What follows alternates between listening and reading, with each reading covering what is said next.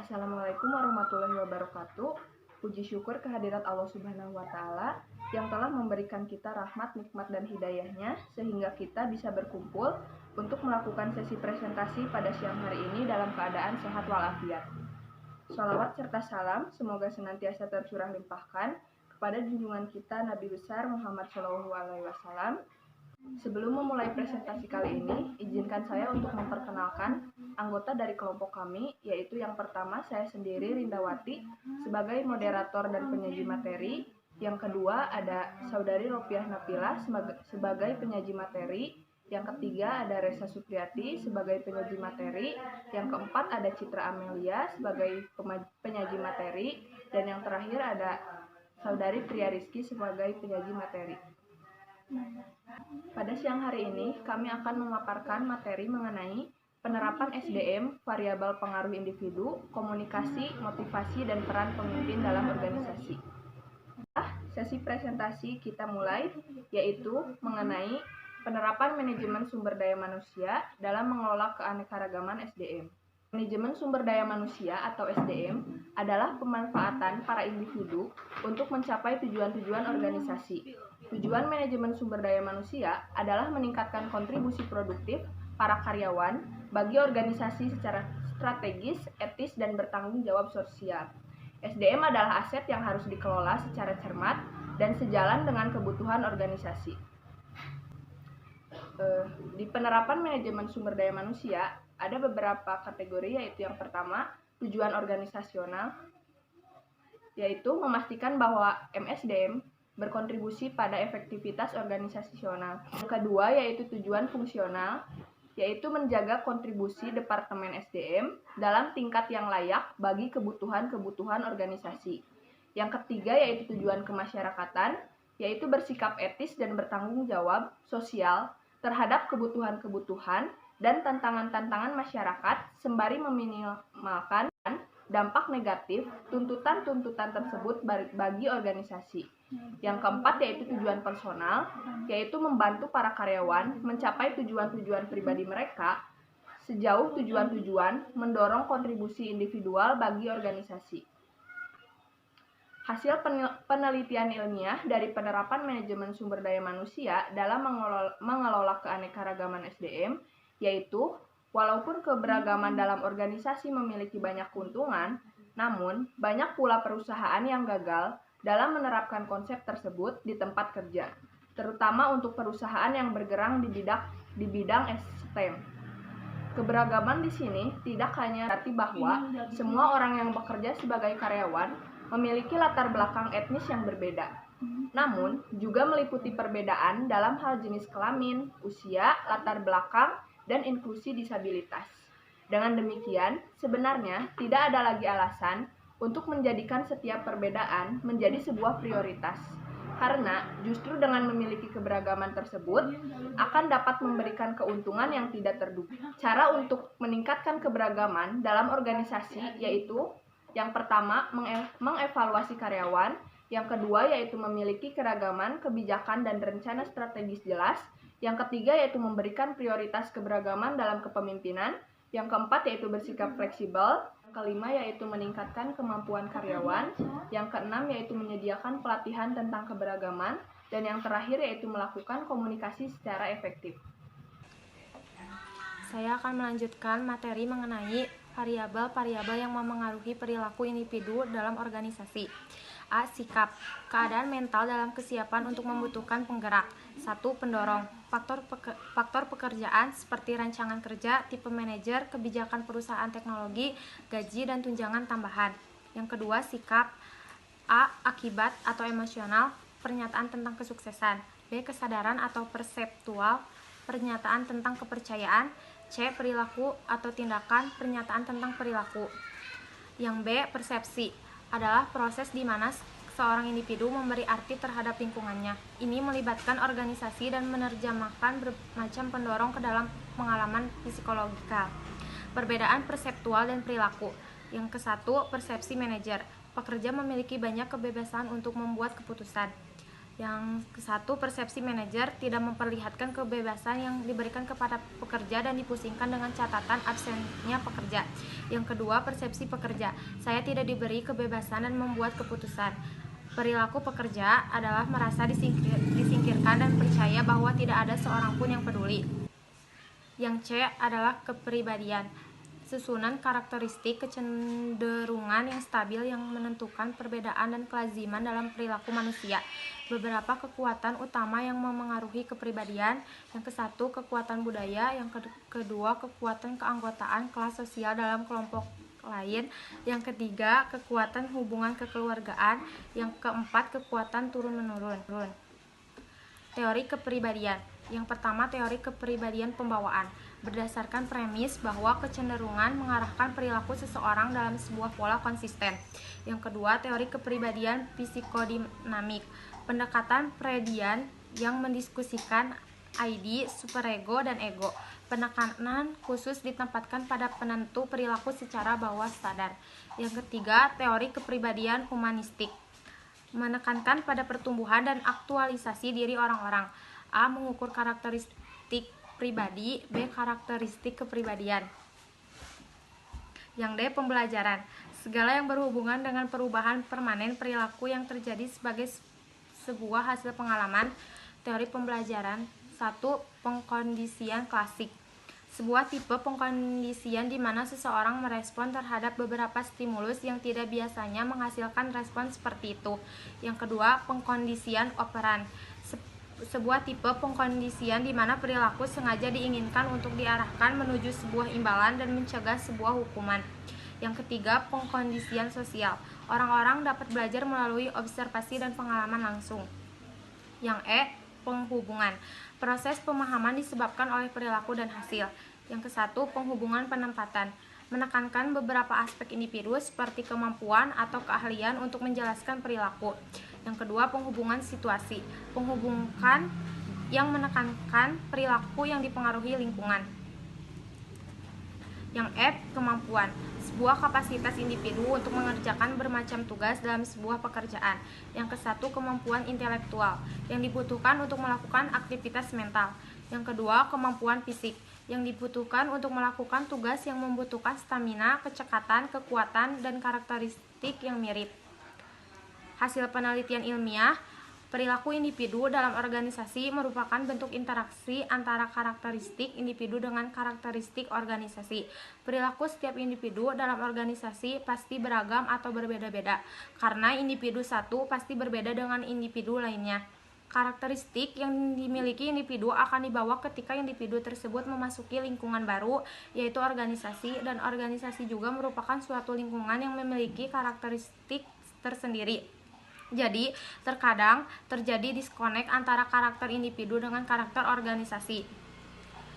Faktor-faktor yang mempengaruhi hal itu sendiri adalah A. Ciri-ciri biologis seperti umur, jenis kelamin, status perkawinan, jumlah atau banyaknya tanggungan masa kerja. Yang B. Kepribadian. C. Kemampuan.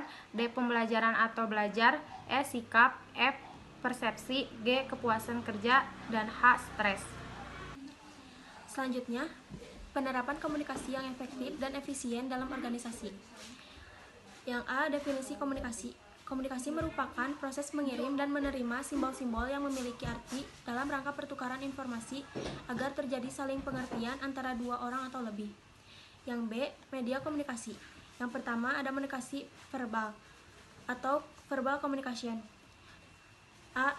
Interaksi tatap muka atau face to face. B. Lisan, C. Tulisan. Yang kedua ada komunikasi nonverbal. Nonverbal communication. Komunikasi yang dilakukan dengan ekspresi wajah, posisi tubuh, kontak mata, dan bahasa tubuh lainnya. Yang C. Fungsi dan metode komunikasi. Yang pertama ada fungsi komunikasi yang meliputi mengendalikan perilaku karyawan, memotivasi karyawan, menyediakan pelepasan ekspresif emosional dari perasaan, pemenuhan kebutuhan sosial, menyediakan informasi. Yang kedua ada metode komunikasi yang meliputi tatap muka, komunikasi telepon, rapat kelompok, presentasi formal, memo, dan lain-lain. Yang D. Unsur dalam proses komunikasi. Yang pertama ada pengirim, encoding atau penyandian. Yang ketiga pesan. Selanjutnya ada saluran, penerima, penafsiran, dan yang terakhir penerimaan umpan balik. Yang E, hambatan komunikasi. Hambatan untuk melakukan komunikasi yang efektif yang meliputi A, penyaringan emosi, B, informasi yang berlebihan, C, sifat defensif, dan yang terakhir bahasa dan budaya nasional. F, kemampuan komunikasi. Kemampuan komunikasi dapat diperbaiki melalui gaya komunikasi atau kecakapan atau ciri pengawasan di bawah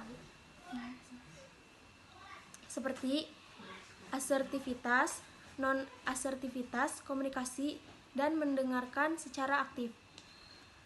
Kemampuan komunikasi manajer dapat diperbaiki dengan mencoba lebih asertif yang dapat dicapai dengan menerapkan perilaku nonverbal dan verbal yang saling melengkapi dan menyatakan maaf dan menguatkan, yaitu dengan menggunakan kombinasi dari berbagai elemen-elemen seperti mendeskripsikan, mengekspresikan, berempati, menetapkan, memberikan petunjuk. G, selentingan dalam komunikasi. Para manajer harus mengelola selentingan sebagai jaringan informasi yang penting. Mereka dapat meminimalisirkan konsekuensi negatif dari rumor dengan melakukan komunikasi secara terbuka, sepenuhnya, dan jujur dengan para karyawan. Seperti ada 2 komunikasi, yaitu yang pertama komunikasi formal, yaitu komunikasi yang berlangsung dalam aturan-aturan kerja organisasi yang telah ditetapkan. Yang kedua komunikasi informal, yaitu komunikasi yang tidak didefinisikan dalam hierarki struktur organisasi. Yang H, ada komunikasi yang efektif dan efisien. Komunikasi dapat dikatakan efektif jika persepsi yang diperoleh receiver sama dengan maksud pesan yang dikirimkan oleh sumber. Komunikasi yang efisien adalah komunikasi yang tidak memakan waktu dan biaya yang minim. Ada hambatan komunikasi efektif. Yang pertama hambatan proses, hambatan pribadi, hambatan fisik, dan hambatan semantik. I, teknologi dalam komunikasi. Teknologi meningkatkan kemampuan seorang manajer untuk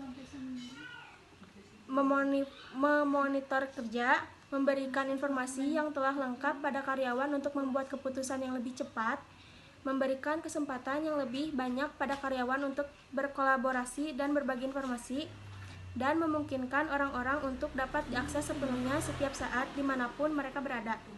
Teknologi informasi mempengaruhi organisasi dengan mempengaruhi cara para anggota organisasi berkomunikasi, berbagi, dan dalam melakukan pekerjaan. Hasil penelitian penerapan komunikasi yang efektif dan efisien dalam organisasi. Sebuah perusahaan termasuk sebagai sebuah organisasi. Keberhasilan sebuah perusahaan ditentukan oleh proses komunikasi antara atasan dan bawahan, baik secara keseluruhan perusahaan. Dalam sebuah organisasi perusahaan, komunikasi efektif memiliki peran sangat penting karena bermanfaat untuk yang pertama meningkatkan produktivitas, yang kedua mengatasi atau menghindari konflik, yang ketiga membantu mengembangkan potensi setiap karyawan, dan yang terakhir membentuk suasana kerja yang kondusif dan profesional. Dengan komunikasi yang efektif, maka langkah setiap anggota tim kerja dapat lebih terarah dalam melaksanakan tanggung jawabnya masing-masing untuk menuju tujuan yang sama yang dikehendaki oleh perusahaan. Strategi komunikasi efektif di perusahaan, yang pertama, selalu menghargai pendapat, karena berbeda pendapat atau cara pandang adalah hal yang lumrah dan bisa terjadi di mana saja, termasuk di dalam lingkungan perusahaan. Cara agar tidak timbul perselisihan atau perbedaan pendapat yaitu dengan saling menghargai, karena dengan menghargai sesuatu yang berbeda maka akan timbul suatu sikap toleransi. Yang B, ada memberikan feedback. Feedback atau umpan balik adalah respon yang diberikan ketika ada pihak lain yang mengajak untuk berkomunikasi. Jadi, feedback ini adalah salah satu komponen penting dalam komunikasi efektif. Selanjutnya yang C, berbicara langsung. Berbicara langsung adalah bentuk komunikasi yang sangat minim resiko salah paham karena kita bisa langsung bertanya kepadanya jika ada sesuatu yang tidak dimengerti. Selanjutnya D. Ada sinkron. Sinkron itu menyesuaikan antara perkataan dan perbuatan, apalagi ketika berada di posisi sebagai atasan atau pemimpin tim kerja. Kesesuaian antara tindakan dan ucapan sekaligus dapat menunjukkan integritas seseorang. Yang E. Selalu update. Di dalam lingkungan perusahaan biasanya muncul informasi-informasi baru. Dengan membiasakan diri untuk selalu update dengan hal-hal baru yang terjadi di lingkungan perusahaan, maka kita juga dapat berpikir cepat untuk segera menyesuaikan diri. Baik, di sini saya akan memaparkan materi mengenai penerapan teori motivasi hierarki Maslow dalam organisasi. Motivasi adalah suatu dorongan kepada seseorang melakukan sesuatu perbuatan untuk mencapai tujuan tertentu. Motivasi berasal dari kata motif yang berarti dorongan, rangsangan, atau daya penggerak. Teori hierarki kebutuhan. Teori ini teori paling terkenal milik Abraham Maslow. Maslow menganggap bahwa dalam setiap diri manusia terdapat hierarki dan 5 kebutuhan, yaitu A. Kebutuhan fisiologis.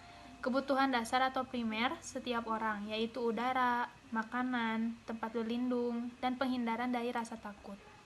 B. Kebutuhan keamanan. Apabila kebutuhan fisiologis telah terpenuhi, lalu setiap individu memperhatikan keselamatan dan keamanan dirinya. C. Memiliki kasih sayang, lalu mencari kasih sayang, persahabatan, penerimaan, dan perasaan. Kebutuhan kepemilikan ini disebut juga kebutuhan sosial. D. Kebutuhan penghargaan. Setelah itu individu fokus pada egonya, status, harga diri, pengakuan bagi apa yang ia miliki, dan perasaan percaya diri dan prestis. Dan terakhir, kebutuhan aktualisasi diri. Tingkat kebutuhan tertinggi adalah mencapai potensi penuh seseorang. Untuk melakukan ini, seseorang mengembangkan diri, berprestasi, dan memperoleh kemajuan tertentu di dalam hidupnya. Penerapan teori motivasi hierarki Maslow dalam organisasi. Teori Maslow sering digunakan untuk meramal tingkah laku orang dalam kelompok atau organisasi, dan bagaimana memanipulasi atau membentuk tingkah laku tersebut dengan cara memenuhi keperluan. Penerapan kebutuhan fisiologis merupakan kebutuhan yang paling kuat dan mendasar di antara yang lain. Yang merupakan contoh kebutuhan fisiologis diantaranya manusia butuh oksigen untuk bernafas, air untuk minum, makan, pangan, sandang, dan fasilitas bentuk kelangsungan hidupnya. Penerapan kebutuhan akan rasa aman dan tentram, safety needs, kebutuhan untuk mencari tempat perlindungan, membangun privasi individual, mengusahakan keterjaminan finansial melalui asuransi atau dana pensiun. Penerapan kebutuhan untuk dicintai dan disayangi. Seseorang mencari dan menginginkan sebuah persahabatan, menjadi bagian dari sebuah kelompok, dan yang lebih bersifat pribadi seperti mencari kekasih atau memiliki anak. Penerapan kebutuhan harga diri secara penuh. Maslow membagi 2 tipe. Ada tipe bawah, meliputi penghargaan dari orang lain, status, perhatian, reputasi, kebanggaan diri, dan kemasyhuran. Lalu tipe atas meliputi penghargaan dari diri sendiri, kebebasan, kecakapan, keterampilan, dan kemampuan khusus. Dan terakhir, penerapan kebutuhan aktualisasi diri merupakan puncak sekaligus fokus perhatian Maslow dalam mengamati hierarki kebutuhan. Terdapat beberapa istilah untuk menggambarkan level ini, di antaranya growth motivation, being needs, dan self-actualization. Selanjutnya saya akan melanjutkan materi mengenai peranan pemimpin dalam organisasi. A. Pengertian dan peranan pemimpin. Kekuatan yang menyeleksi mimpi dan menetapkan tujuan yang akan dicapai. Kekuatan yang menggerakkan perjuangan atau kegiatan menuju sukses. Setiap orang memiliki potensi namun tidak semua orang menyadari. Orang yang menciptakan perubahan paling efektif di dalam kelompoknya menempati peran sentral atau posisi dominan dan pengaruh di dalam kelompok. Bersumber dari keunggulan manusia, kualitas manusia yang mampu menciptakan orang biasa mencapai hasil yang luar biasa. B. Kepemimpinan. Kepemimpinan adalah proses memimpin sebuah grup dan mempengaruhi grup mencapai tujuan. Yang termasuk ke dalam kepemimpinan yaitu A. Fasilitasi dan stamina, B. Intelijensia, C. Kemampuan menerima tanggung jawab, D. Memahami kebutuhan orang lain. E. Kompetensi. F. Terampil berusaha dengan orang lain. G. Ingin berhasil. H. Kemampuan memotivasi. I. Keberanian, ketangguhan atau ketahanan. C. Kemampuan memenangkan kepercayaan. K. Kemampuan manajemen mengambil keputusan. I. Adaptasi. 2. Peranan pemimpin. Yang pertama, adil atau arbitrating. B. Memberi sugesti. C. Mendukung tercapainya tujuan. D. Katalisator. E. Menciptakan rasa aman. F. Wakil organisasi. G. Sumber inspirasi. Dan H. Harus bersikap menghargai. 3. Kepemimpinan yang efektif. Berikan seseorang ikan, maka Anda telah memberinya makan sehari-hari. Ajari dia memancing, maka Anda memberinya makan seumur hidup. Kalimat di atas merupakan prinsip-prinsip dasar kepemimpinan yang efektif atau berprinsip. Yang kedua, prinsip merupakan bagian dari kondisi, kesadaran, dan suasana hati. C. Prinsip muncul dalam bentuk ide, nilai, norma, dan asa. 7. Kebiasaan orang yang sangat efektif. Yang pertama, jadilah proaktif. Yang kedua, mulai dengan akhir dalam pikiran. Yang ketiga, mendahulukan apa yang harus didahulukan. Yang keempat, menang-menang. Yang kelima, berusaha mengerti terlebih dahulu, baru dimengerti. Yang keenam, wujudkan sinergi. Yang terakhir, asahkan selalu gergaji Anda. Hasil penelitiannya, peranan penting dalam organisasi. Pemimpin memegang peranan penting dalam sebuah organisasi, perusahaan, maupun kelompok. Seorang pemimpin yang baik harus mempunyai sikap-sikap kepemimpinan agar mampu menggerakkan anggotanya untuk mencapai tujuan organisasi. Yang pertama, menginspirasi dan memotivasi. Pemimpin harus bersikap ambisius, tidak mudah menyerah, dan selalu inisiatif. Yang kedua, bertanggung jawab. Memimpin yang baik seharusnya mempunyai keinginan untuk bertanggung jawab atas perbuatannya maupun anggota kelompoknya. Yang ketiga, jujur dan berintegritas. Pemimpin harus selaras antara apa yang diucapkan dan apa yang dilakukan. Dengan demikian akan timbul rasa percaya yang tinggi dari anggota terhadap pemimpinnya. Yang keempat, rasa percaya diri, meyakinkan anggotanya bahwa yang mereka lakukan benar dan sedang mencapai tujuan yang berarti. Dengan begitu, anggota akan merasa yakin dan percaya terhadap segala keputusan yang dibuat pemimpin. Yang terakhir, cerdas, karena dibutuhkan untuk memecahkan masalah dan membuat keputusan yang tepat, serta menyadari dampak dari keputusan yang dibuatnya itu. Kesimpulannya yaitu, perilaku individu dalam organisasi merupakan bentuk interaksi antara karakteristik individu dengan karakteristik organisasi. Perilaku setiap individu dalam organisasi pasti beragam atau berbeda-beda, karena individu satu pasti berbeda dengan individu lainnya. Keberhasilan sebuah perusahaan ditentukan oleh keberhasilan proses komunikasi antara atasan dan bawahan, baik secara keseluruhan perusahaan maupun di setiap departemen yang ada di dalamnya. Ketika para pemimpin di perusahaan atau departemen dapat berkomunikasi secara efektif, pemimpin memegang peranan penting dalam sebuah organisasi, perusahaan maupun kelompok masyarakat lainnya. Seorang pemimpin yang baik harus mempunyai sikap-sikap kepemimpinan agar mampu menggerakkan anggotanya untuk mencapai tujuan organisasi.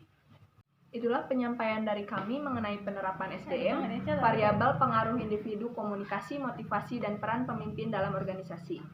Selesai sudah diskusi dari kelompok kami, saya selaku moderator meminta maaf atas segala kesalahan, baik dari tingkah laku atau ucapan. Juga mewakili dari kelompok kami, saya mengucapkan terima kasih atas perhatiannya. Wassalamualaikum warahmatullahi wabarakatuh.